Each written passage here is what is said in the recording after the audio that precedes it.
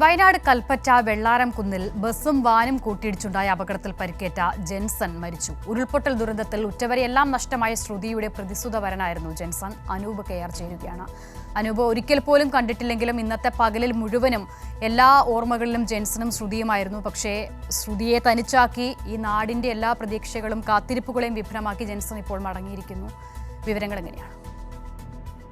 ഒട്ടേറെ പേരുടെ കാത്തിരിപ്പുകൾ വിഫലമാക്കി ജെൻസൺ മടങ്ങിയിരിക്കുന്നു.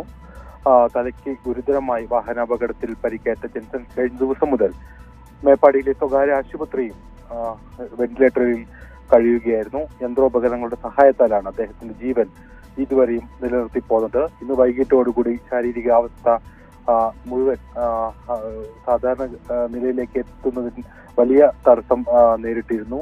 ഡോക്ടർമാർ തന്നെ വൈകുന്നേരത്തോടെ വ്യക്തമാക്കിയതുമാണ്.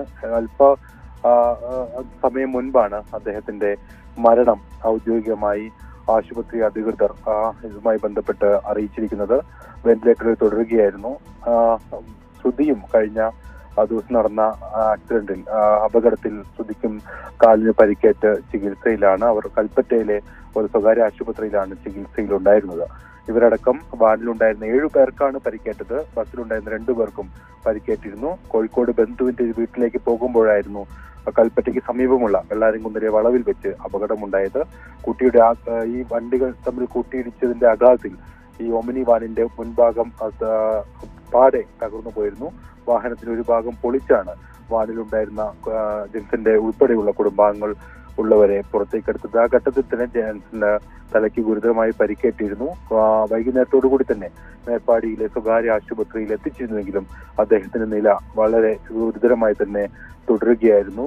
വൈകിട്ടോടുകൂടി അദ്ദേഹത്തിന്റെ ഈ ശാരീരികാവസ്ഥ കൂടുതൽ വഷളാവുകയും ചെയ്തു. ചൂരൽമലയിലുണ്ടായ ഉരുൾപൊട്ടലിൽ ശ്രുതിയുടെ പ്രതിസുത വരനാണ് ജെൻസൺ. ശ്രുതിയുടെ അച്ഛനും അമ്മയും അനിയത്തിയും എല്ലാം മരിച്ചിരുന്നു. ജെൻസണുമായുള്ള വിവാഹ നിശ്ചയത്തിനും പുതിയ വീടിന്റെ ഗൃഹപ്രവേശനം നടത്തുന്നതിന് ശേഷവുമായിരുന്നു ഈ മുണ്ടക്കയിലെ ദുരന്തം നടന്നത്. ആ ഘട്ടത്തിൽ ഒറ്റയ്ക്കായി പോയ ശ്രുതിയെ ജെൻസൺ ചേർത്ത് പിടിച്ചത് ദുരന്തമുഖത്തെ നമുക്കെല്ലാം ആശ്വാസം പകർന്ന ഒരു കാഴ്ചയായിരുന്നു. ഉരുൾപൊട്ടലിനെ അതിജീവിച്ച് ജീവിതത്തിലേക്ക് തിരിച്ചു വരുമ്പോഴാണ് വീണ്ടും ഈ ഒരു അപകടം നടന്നത്. ഏതായാലും സങ്കടകരമായ വാർത്ത എത്തിയിരിക്കുന്നു. ജെൻസൺ മടങ്ങിയിരിക്കുന്നു. ജെൻസന്റെ മരണം ഔദ്യോഗികമായി അല്പസമയം മുൻപ് മേപ്പാടിയിലെ സ്വകാര്യ മെഡിക്കൽ കോളേജ് ആശുപത്രി അധികൃതർ അറിയിച്ചിരിക്കുകയാണ്.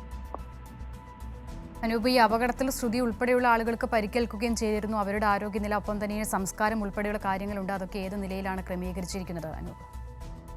അല്പസമയത്തിനകം പോസ്റ്റ്മോർട്ടം നടപടികൾക്കായി ബത്തേരിയിലെ സർക്കാർ ആശുപത്രിയിലേക്ക് ജെൻസന്റെ മൃതദേഹം കൊണ്ടുപോകുമെന്നാണ് അറിയുന്നത്. അതിനുശേഷം പോസ്റ്റ്മോർട്ടം നടപടികൾക്ക് ശേഷം അമ്പലവയലിലെ അദ്ദേഹത്തിന്റെ വീട് അമ്പലവയലിന് തൊട്ട് സമീപമുള്ള ആണ്ടൂർ എന്ന് പറയുന്ന സ്ഥലത്താണ്. അവിടേക്ക് കൊണ്ടുപോകും. അവിടെ നാളെ സംസ്കാര ചടങ്ങുകൾ ഉൾപ്പെടെ നടക്കും എന്നാണ് നമുക്ക് മനസ്സിലാക്കാൻ സാധിക്കുന്നത്. അതേസമയം ശ്രുതിയുടെയും മറ്റും ഒപ്പമുണ്ടായിരുന്നവരുടെ പരിക്ക് ഗുരുതരമല്ല.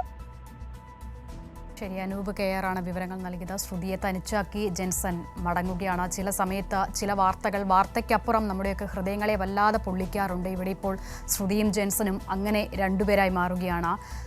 വയനാട് ദുരന്തത്തിൽ ശ്രുതിക്ക് എല്ലാ ഉറ്റവരെയും നഷ്ടപ്പെടുമ്പോൾ ഇനി മുതൽ അവരുടെ അച്ഛനും അമ്മയും ഒക്കെ ഞാനാണ്. പക്ഷേ എനിക്ക് എന്തെങ്കിലും പറ്റിയാൽ ശ്രുതി ഒറ്റയ്ക്കായി പോകുമല്ലോ എന്നുള്ളത് മാത്രമാണ് എൻ്റെ സങ്കടം, എൻ്റെ ആശങ്ക എന്ന് പറഞ്ഞ് ശ്രുതിയെ ചേർത്ത് പിടിച്ച ജെൻസൺ ഇപ്പോഴും മനസ്സിലുണ്ട്. ഈ സങ്കടക്കടൽ മറികടക്കാൻ ആ പെൺകുട്ടിക്കാകട്ടെ എന്ന് മാത്രം പ്രത്യാശിക്കാം.